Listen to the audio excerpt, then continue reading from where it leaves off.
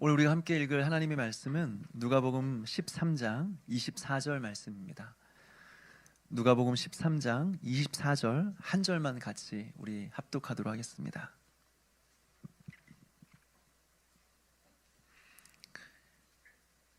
같이 읽겠습니다. 시작. 좁은 문으로 들어가기를 힘쓰라.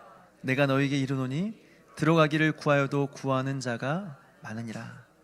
못하는 자가 많으니라. 네, 제가 다시 한번 읽겠습니다. 좁은 문으로 들어가기를 힘쓰라. 내가 너에게 이르노니 들어가기를 구하여도 못하는 자가 많으리라.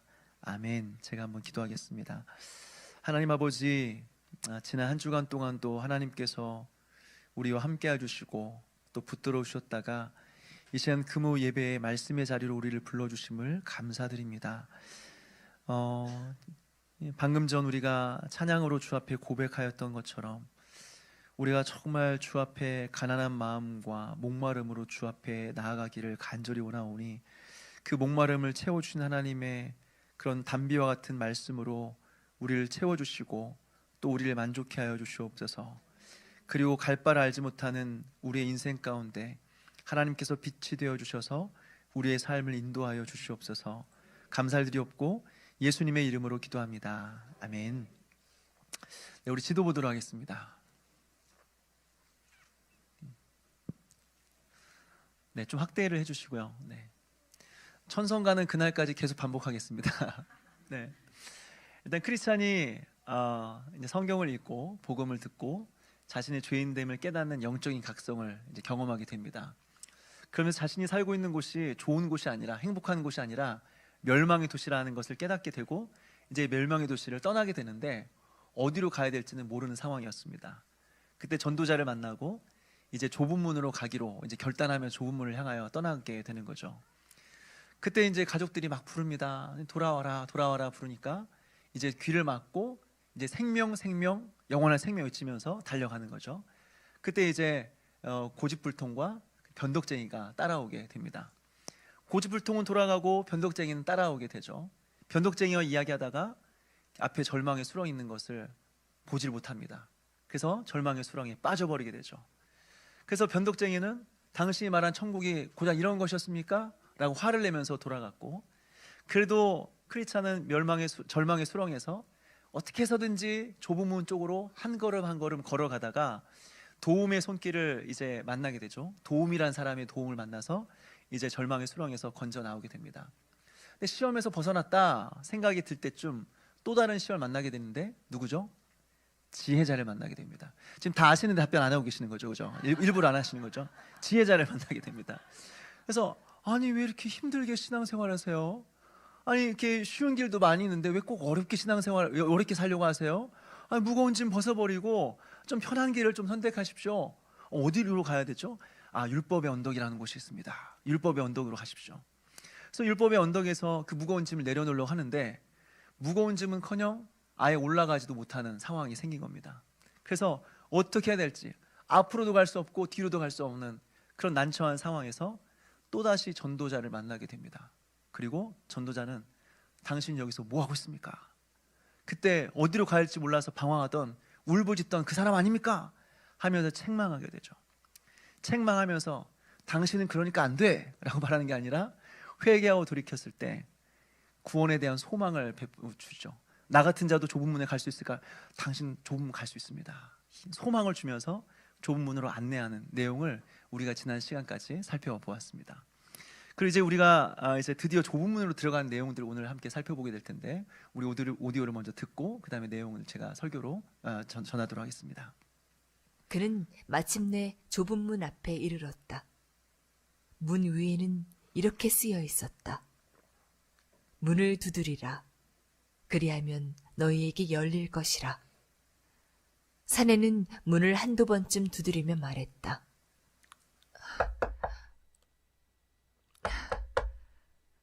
제가 감히 들어가도 되겠습니까? 한치 보잘것없는 죄인이오나 이런 저를 가엾이 여기서 문을 열어주신다면 지극히 높으신 그분의 긍휼을 영원토록 찬양하겠습니다.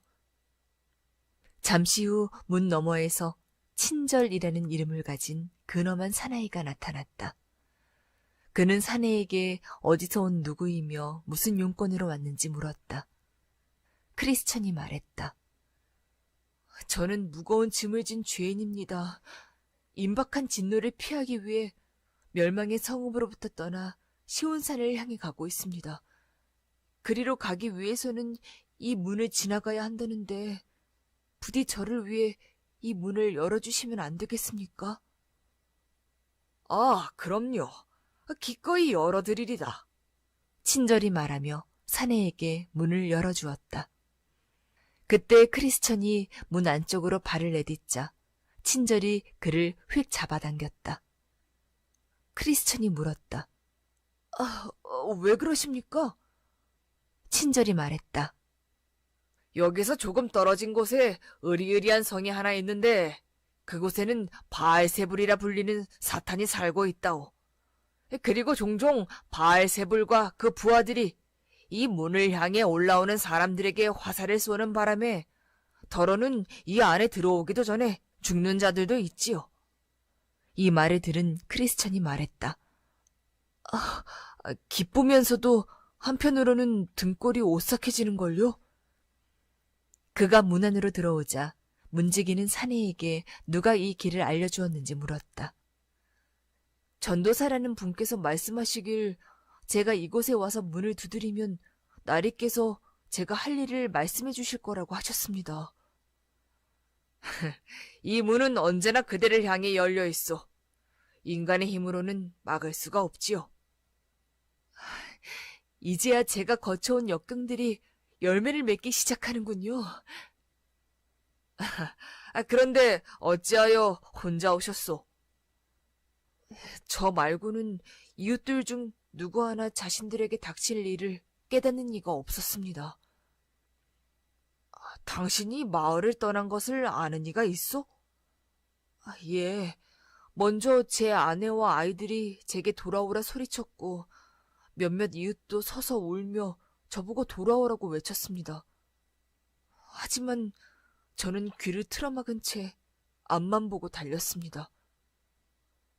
그럼 따라와서 붙잡은 사람은 아무도 없었어?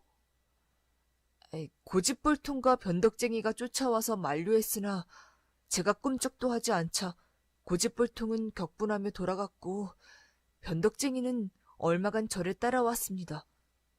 아니, 그렇다면 어찌하여 그는 여기까지 같이 오지 않았소?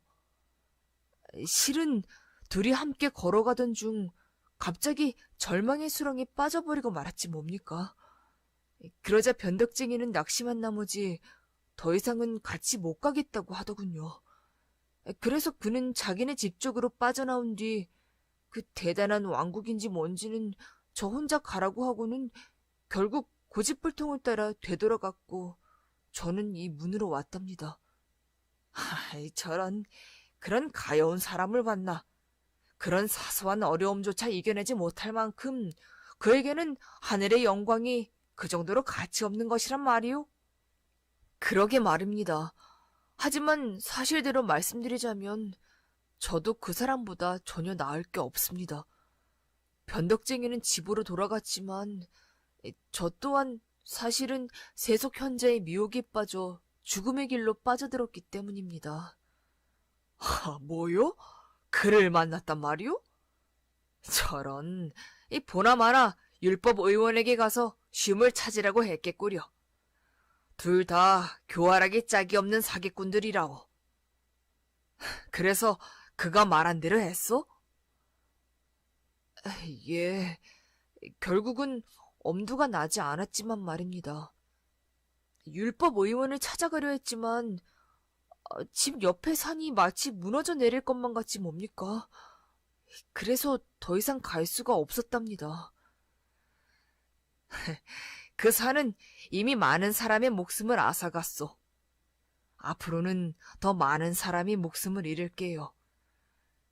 그래도 그대가 그 산에 깔려 죽지 않았다니 얼마나 다행인지 모르오. 솔직히 말하면 제가 의기소침하여 생각에 잠겨 있었을 때 다행히 전도사 나리를 다시 만났기에 망정이지. 그렇지 않았더라면 지금 제가 어찌 되었을지 저조차 알 수가 없습니다. 그분을 만나지 않았더라면 제가 이곳에 오지 못했을 테니 그야말로 신의 은총이지요. 산에 깔려 죽어야 마땅한 제가 여기 이렇게 멀쩡히 서서 나리와 이야기를 나누고 있다니요. 아니, 그보다도 제가 이 문 안으로 들어올 수 있다니 이게 얼마나 큰 은총이란 말입니까? 우리는 그 누구도 내치지 않소. 이곳에 오기 전에 어떤 죄를 지었든 결코 쫓아내는 법이 없지요. 그러니 잠시 나를 따라오시오. 당신이 가야 할 길을 알려주리다. 저 앞에 좁은 길이 보이시오? 저 길을 따라가면 된다오. 선인들과 선지자들, 그리고 예수님과 그의 제자들이 닦아놓으신 길로서 자로 그어놓은 듯 올곧은 길이지요. 당신이 가야 할 길도 바로 이 길이라오. 그렇다면 갈림길이나 굽은 길도 없어서 이 길에 익숙지 않은 사람도 길을 잃지 않고 갈 수 있습니까? 물론 다른 곳으로 향하는 길도 많이 있어. 하지만 그런 길은 모두 비뚤어지고 넓기 때문에 바른 길과 그른 길을 쉽게 분갈할 수 있을 것이요. 바른 길은 언제나 곧고 좁다오. 네. 재밌나 봐요. 지난 시간에 우리는 전도자에 대한 이야기를 나누면서 권징이라는 주제를 함께 살펴봤습니다. 지난주 몇몇 지체들과 나눔을 하는데요. 권징이라는 말을 태어나서 처음 들어봤대요. 참 이해가 되는 것이 오늘날 권징을 시행하는 것이 사실 현실적으로는 거의 불가능합니다. 왜 그럴까요? 교회 안에 잘못했다고 뭐라고 하면 요즘은 그냥 듣고만 있지 않죠. 바로 교회를 옮겨버립니다. 주변을 보면 교회가 얼마나 많습니까? 일산은 한 사람 교회가 아니어도 그냥 이제 일산교회 가면 되는 거죠. 그리고 일산교회 가서 기분 나쁘면 또 광성교회 가면 되는 거고, 광성교회에서 기분 나쁘다 또 베델교회 가면 되는 겁니다. 그러니까 오늘날 교회 안에서 권징이라는 것은 거의 실행이 불가능하다라고 하는 거예요. 거의 이루어지지 않고 있습니다. 그러니까 사실 권징이라는 주제는 우리에게 사실 익숙한 주제는 아니죠. 그러나 권징의 정신은 우리가 계속 이어갈 수 있었으면 참 좋겠습니다. 형제의 잘못을 명확하게 이야기해주고, 그리고 그 죄가 더 이상 교회 안에서 확산되지 않도록 막을 뿐만 아니라 스스로 잘못을 깨닫고 회개하게끔 온 교회가 함께 도와주는 거죠. 그리고 회개하고 돌이킬 때는 온 교회가 두 팔을 벌려서 이제 받아줌으로써 진정한 회개와 진정한 회복을 경험하도록 만들어주는 거죠. 이것이 오늘날에도 변함없이 우리 가운데 이루어졌으면 하는 그런 바람입니다. 그렇다면 이 권징이 어떠한 방식으로 이루어져야 되는 것인가? 이것은 나중에 따로 시간을 내어서 여러분들과 함께 살펴볼 기회가 있을 것 같습니다. 다만 여기서 한 가지 기억해야 될 것은 무엇이냐면 우리 안에 용서받지 못할 죄는 없다라고 하는 겁니다. 교회가 이러한 죄는 용서해 줄 수 있지만 만약 이런 죄를 짓는다면 용서할 수 없다, 이런 건 없다는 겁니다. 예수님께서 우리의 모든 죄를 묻지도 않고 따지지도 않고 다 용서해 주는 것처럼 교회 또한 회개하고 돌아오면 그가 누구이든지 간에, 그가 무슨 죄를 지었든지 간에, 그리고 그것을 몇 번 반복했든지 간에 받아들일 수 있다라고 하는 거죠. 이것이 바로 권징의 은혜다라고 하는 겁니다. 오늘 이러한 권징의 은혜를 경험한 크리스찬은 어떻습니까? 용서의 기쁨과 구원에 대한 넘치는 소망 속에서 좁은 문을 향하여 걸어갑니다. 그런데 어떻게 해요? 용서를 받았으니 이제 죄를 우습게 여기면서 길을 걸어갔습니까? 어차피 죄를 지어도 용서받을 수 있어 라고 하면서 반복적으로 죄를 지으며 걸어갔습니까? 아니에요. 진짜 용서를 경험한 사람은 여러분 죄를 가볍게 여기지 않습니다. 크리스찬 용서를 경험한 이후에 다시는 똑같은 실수를 범하지 않기 위해서 서둘러 길을 갔다라고 말하고 있습니다. 그리고 길에서 만난 사람과 대화를 나누지 않았다 하고 말하죠. 무엇보다 누군가 뭘 물어봐도 대꾸도 하지 않았다. 혹시 넘어질까 봐, 혹시 실수를 반복할까 봐 좁은 문까지 쉬지 않고 사람들과 대화하지 않고 계속 갔다라고 하는 거죠. 여러분, 이것이 진짜 용서를 경험한 사람들의 모습입니다. 똑같은 실수를 범하지 않기 위해서, 반복하지 않기 위해서 애를 쓰는 거죠. 그럼 여러분, 우리가 진짜 용서를 경험한 사람이라고 한다면 다시는 범죄하지 않기 위해서 애를 쓰며 살아가는 그런 저와 여러분 되시기를 주님의 이름으로 축원합니다. 이제 크리스찬은 드디어 좁은 문에 도착하게 되는데요. 근데 이 좁은 문에 뭐라고 기록되어 있느냐? 두드리라, 그러면 열릴 것이다 라는 말이 기록되어 있습니다. 여기서 우리가 오해하지 않았으면 참 좋겠습니다. 여기서 두드리라 라고 하니까 이 좁은 문은 천성을 가기 위해서 반드시 통과해야 되는 문인데 여기에 들어가려면 두드려야 되네? 내가 두드려야만 이 문을 통과할 수 있는 거네? 구원 하나님의 은혜로 얻는 거 아니었어? 공짜 아니었어? 내가 두드려야만 열린다고 한다면 그러면 나의 노력으로 구원을 얻으라는 말인가? 라고 생각할 수 있는 거죠. 충분히 그렇게 생각할 수 있는 것입니다. 그러나 여러분, 기독교에서 강조하는 것은 무엇이냐면 오직 은혜입니다. 오직 은혜로 구원받는다라고 하는 것이죠. 이것이 기독교와 다른 종교를 명확하게 구분짓는 기준이라고 하는 것입니다. 은혜예요, 은혜. 어떤 사람들은 말합니다. 목사님, 결국 다 똑같은 종교 아닙니까? 결국에 다 착하게 살자고 가르치는 거 아닙니까? 어떤 종교이든지 간에 불교이든 이슬람교든 기독교든 천주교든지 간에 결국 그 끝에 가면 결국 하나님 만나는 거 아닙니까? 다 똑같은 종교 아닙니까? 아닙니다, 여러분. 아닙니다. 기독교는 다른 종교들과 완전히 다릅니다. 뭐가 다르냐? 기독교는 오직 은혜만을 말합니다. 기독교 이외에 오직 은혜만을 강조하는 종교는 없습니다. 기독교 이외에는 없습니다. 기독교 이외의 모든 종교는 자신의 힘과 자신의 노력으로 구원을 얻어야 된다라고 가르칩니다. 옛날 어르신들이 새벽에 물 한 그릇 떠놓고 달빛 아래서 비나이다 비나이다 하지 않았습니까? 왜 그랬을까요? 나의 소원을 이루기 위해서 정성을 쏟아야 된다는 것입니다. 정성을 쏟아야 하늘도 감동해서 나의 뜻을 이루어준다라고 하는 거죠. 다시 말해서 나의 노력이 들어가야 된다는 것입니다. 그게 일반 종교의 모습이에요. 그런데 기독교는 어떻습니까? 내가 노력해서 하나님께 나아가는 것이 아닙니다. 기독교는 나의 힘으로 구원에 이르는 것이 아닙니다. 내가 하나님을 알기도 전에 하나님 먼저 나를 아셨어요. 내가 하나님을 찾기도 전에 하나님께서 먼저 나를 찾아오신 것입니다. 그리고 우리가 아직 죄인 되었을 그때에 하나님께서 하나밖에 없는 아들 예수 그리스도를 우리 가운데 보내어 주셔서 우리를 자녀 삼아 주셨다라고 하는 것이죠. 그러니까 내가 한 것은 아무것도 없는 거예요. 이것이 은혜예요. 모든 것이 하나님의 은혜예요. 근데 오늘 보니까 어떻습니까? 두드려라. 두드려야 열릴 것이다 라고 말하는 거죠. 도대체 이건 뭘까요? 이것은 구원의 조건을 말하는 것이 아닙니다. 이것은 간절함의 표현인 거죠. 다시 말해서 믿음의 표현입니다. 그러니까 두드려서 믿음을 가져라, 네가 두드려야만 믿음을 가질 수 있다, 이 말이 아니라 믿음이 있기 때문에 두드릴 수 있다라는 것을 강조하는 것입니다. 이미 그 안에 믿음이 있다는 것입니다. 한번 생각해 보십시오. 만약 좁은 문에 도착했을 때 닫혀 있는 것을 보았다고 한다면 어떤 사람들은 들어가기를 포기하지 않았을까요? 어떤 사람들은 그 문 말고 다른 문을 찾아서 떠나지 않았을까요? 그런데 그 문 이외에 다른 문을 생각하지 않고 오직 그 문만을 두드린다는 것은 무엇을 의미하죠? 내가 이 문을 두드려서 구원을 받아야지, 이것이 아니라 나는 이 문 이외에 희망이 없다라는 거예요. 이 문을 지나가야만 내가 구원받을 수 있다라고 하는 거죠. 다시 말해서 믿음의 고백인 것입니다.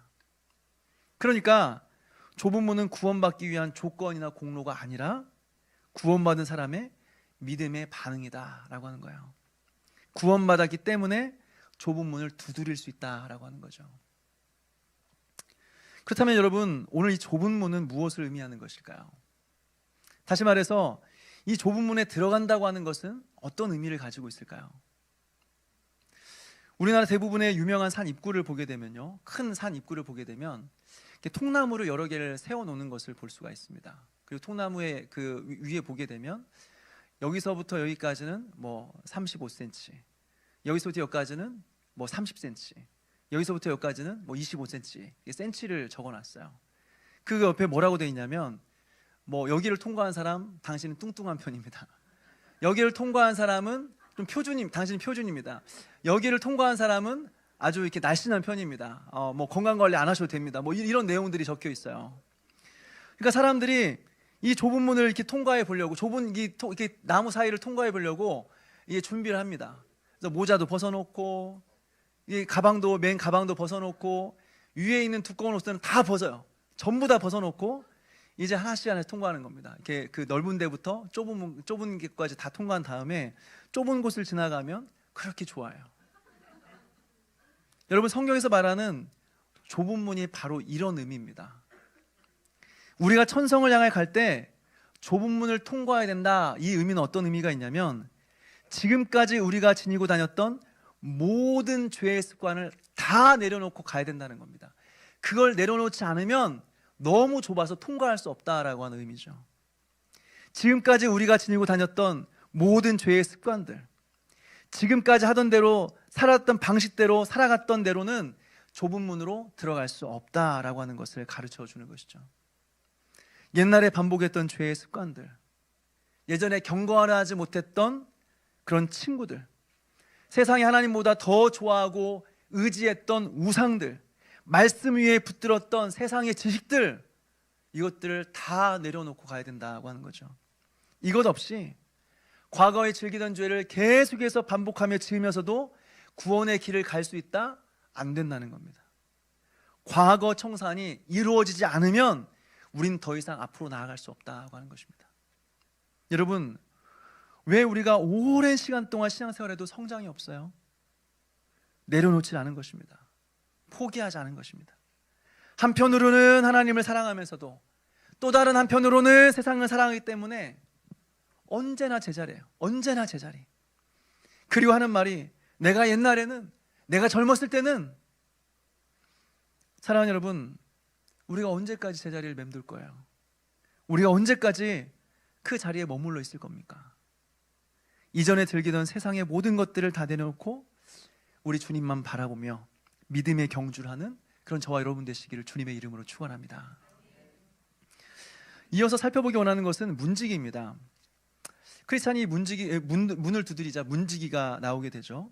이 사람은 누구냐면, 회개하는 죄인들에게 용서를 베푸시는 하나님의 은혜를 나타내는 자입니다. 그러니까 어디에서는 호의, 선의라고 해석하기도 하고 또 친절이라고 이제 번역하기도 합니다. 이 사람이 나와서 두 가지를 물어보는데요. 첫째, 당신은 누구이며 어디에서 왔고 당신은 무엇을 얻고자 합니까? 라고 질문합니다. 여러분, 여기서 우리는 무엇을 깨닫습니까?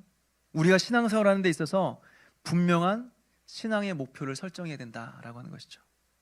어쩌다 보니 그냥 엄마 아빠 따라서 이러면 안 된다는 겁니다.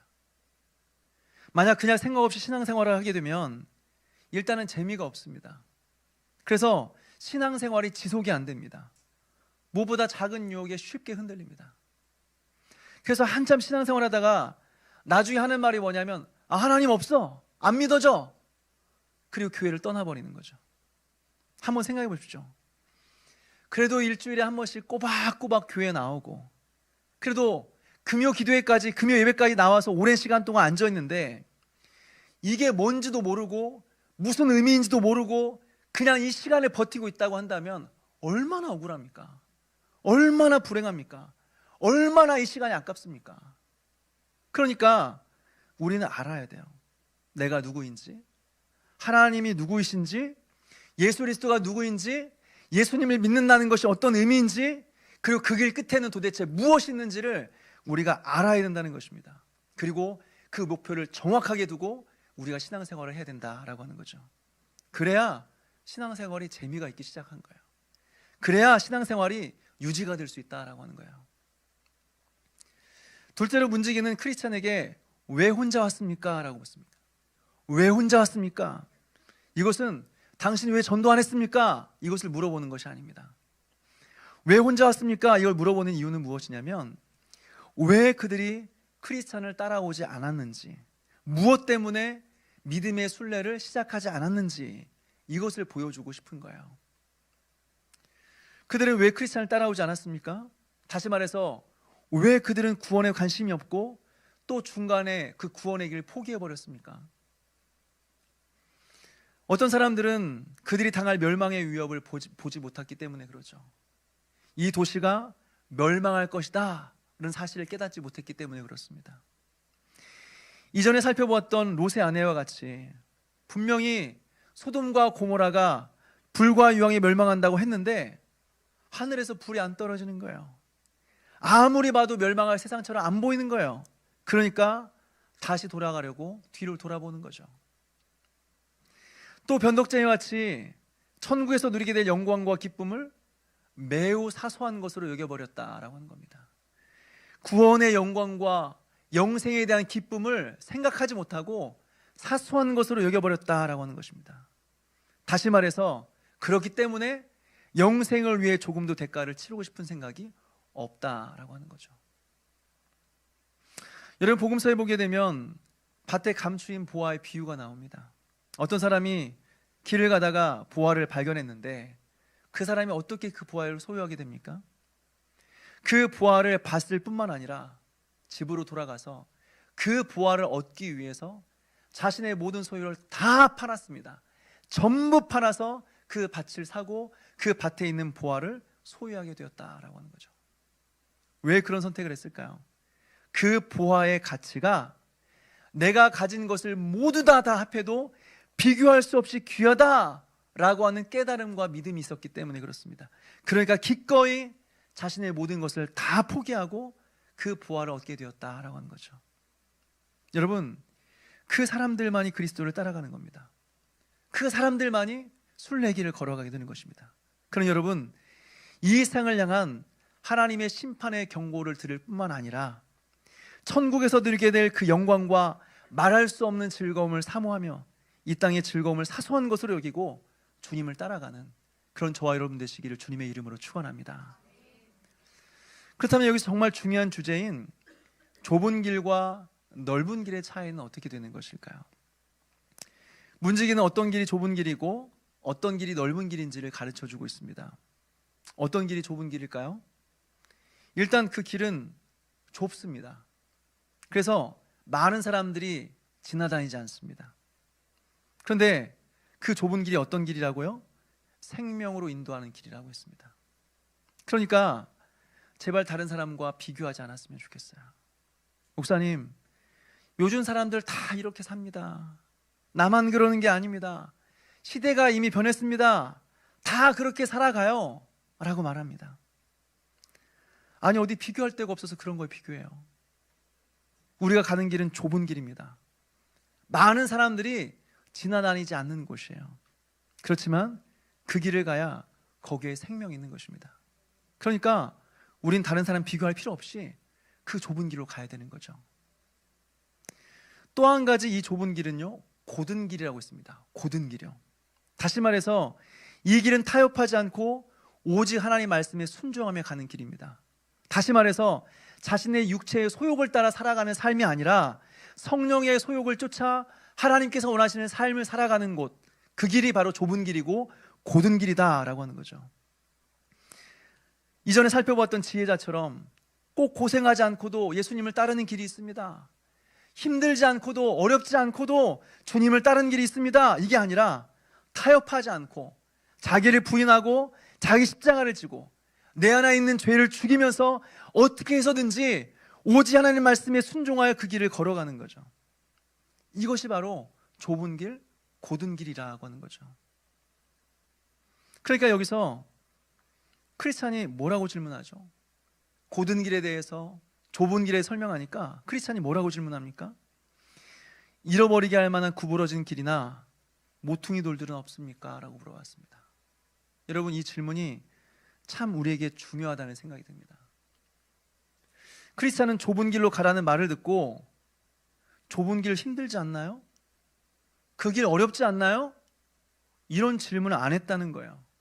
대신에 잃어버리게 할 만한 구부러진 길이나 모퉁이 돌들은 없습니까? 라고 질문하는 거죠. 무엇을 보여줍니까? 구원받은 자에게 중요한 것은 이 길이 쉬운 길인가 어려운 길인가, 이게 중요하지 않다는 것입니다. 그것이 옳은 길인가 아닌가가 중요하지, 그러니까 가는 길이 힘들어요 안 힘들어요 이거는 믿음을 가지고 순례길을 가는 사람들에게는 중요한 문제가 아니다는 것입니다. 힘들면 안 갈 거예요? 어려우면 안 갈 거예요? 포기할 거예요? 영원한 생명 포기하실 거예요? 아니잖아요. 중요한 건 힘드냐 안 힘드냐 이게 중요한 것이 아니라 그 길 끝에 우리 주님이 계시냐, 그 길 끝이 진짜 생명이 있느냐, 이것만 중요한 거죠. 왜냐하면 좀 더 편한 길을 선택했다가 그 결과 영원한 사망이라고 한다면 그 무슨 의미가 있어요? 좀 더 편하게 가서 그 길 끝에 영원한 사망이라고 한다면 그게 무슨 의미가 있냐고요. 크리스찬은 지금까지 뛰어오면서 생명, 생명, 영원한 생명 외치면서 뛰어왔습니다. 그것 때문에 이 길 온 거예요. 그런데 그 끝이 사망이면 얼마나 비참해요. 그러니까 힘들어도 옳은 길을 선택하는 것이죠. 어려워도 생명의 길을 선택하는 거죠. 그래서 크리스찬은 그 길 힘들어요? 그 길 가면 어렵지 않아요? 물어보는 것이 아니라 잃어버리게 할 만한 구부러진 길이나 모퉁이 돌들은 없습니까? 계속해서 고든 길을 갈 수 있는 방법을 나에게 알려주십시오 라고 질문하는 것입니다. 그래서 문지기는 좁은 길의 반대인 넓은 길도 있다라는 사실을 가르쳐 주는 거죠. 그렇다면 여러분, 이 넓은 길은 어떤 길일까요? 넓어서요, 많은 사람들이 지나다니는 곳입니다. 대부분의 사람들이 다 여기에 머물러 있어요. 무엇보다 그 길은 굽은 길이라고 했습니다. 고든 길이 아니에요. 이것은 무엇을 의미하냐면 이럴 수도 있고 저럴 수도 있다는 말입니다. 꼭 하나님의 말씀대로 살아갈 필요성을 느끼지 않는 거죠. 때에 따라서 하나님의 말씀이 이렇게도 적용할 수 있고 저렇게도 적용할 수 있는 것입니다. 절대적인 하나님의 말씀 이 사람들에게는 없습니다. 목사님, 꼭 주일에 예배를 드려야 됩니까? 꼭 교회 와서 예배를 드려야 됩니까? 목사님, 술 취하지 말라고 했지 술 마시지 말라는 말이 어디 있어요? 목사님, 예수 믿는 게 꼭 이런 방법만 있을까요? 꼭 이렇게 힘들게 신앙생활하는 것만이 옳은 것일까요? 하나님께서 우리가 행복하고 걱정을 살아가는 것을 바라시지 않을까요? 그러면서 계속해서 다른 길도 있다라는 것을 말하는 거죠. 이들에게 중요한 것은 무엇이에요? 이것이 하나님의 뜻이냐? 이것이 진리냐? 이건 중요하지 않습니다. 어떻게 하면 재밌게 살아갈 수 있느냐? 어떻게 하면 좀 더 편하고 쉽게 갈 수 있느냐? 이것이 중요한 문제라고 하는 거죠. 근데 여러분, 그 넓은 길은 쉽고 많은 사람이 지나다닐 수 있다고 할지라도 그 길 끝에는 생명이 없다라고 하는 것입니다. 힘들어도 어려워도 좁지만 고든 길 걸어가는 저와 여러분 되시기를 주님의 이름으로 축원합니다. 마지막으로 살펴볼 것은 참 중요한 부분인데요. 여러분, 크리스찬이 지고 왔던 죄의 짐, 이 죄의 짐이 언제 벗어질까요? 아니, 이제 좁은 문까지 통과했는데 자기를 부인하고 과거의 죄에 대한 습관을 벗어 던지고 예수님을 따르기로 결단했는데 여러분, 지금쯤 죄의 짐이 벗어져야 되지 않을까요? 근데 오늘 내용을 보게 되면요, 아직도 크리스찬은 죄의 짐을 벗지 못하고 계속해서 메고 있는 모습을 보게 됩니다. 왜 그럴까요? 아직 구원에 필요한 지식이 부족하기 때문에 그렇습니다. 사랑하는 여러분, 우리가 죄의 짐을 벗기 위해서는 복음의 영광과 십자가의 비밀에 대한 분명한 이해가 절대적으로 필요한 것입니다. 이 말을 오해하지 않았으면 좋겠습니다. 구원받으려면 공부를 많이 해야 되나? 구원받으려면 똑똑해야 되나? 공부 못하는 사람들 구원 못 받나? 이런 것이 아니라는 것입니다. 우리의 구원은 지금 결정되는 것이 아니라 이 세상이 창조되기 전에 이미 결정됐습니다. 그리고 이것을 우리는 예정이라고 합니다.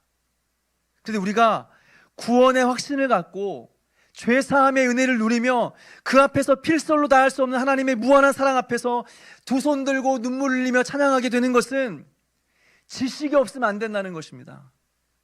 영광스러운 복음의 비밀과 십자가 안에 담겨있는 그 의미들을 마음속 깊이 깨닫기 전까지는 감동도 없고 감격도 없고 죄사함의 자유도 없이 살아간다라고 하는 것이죠.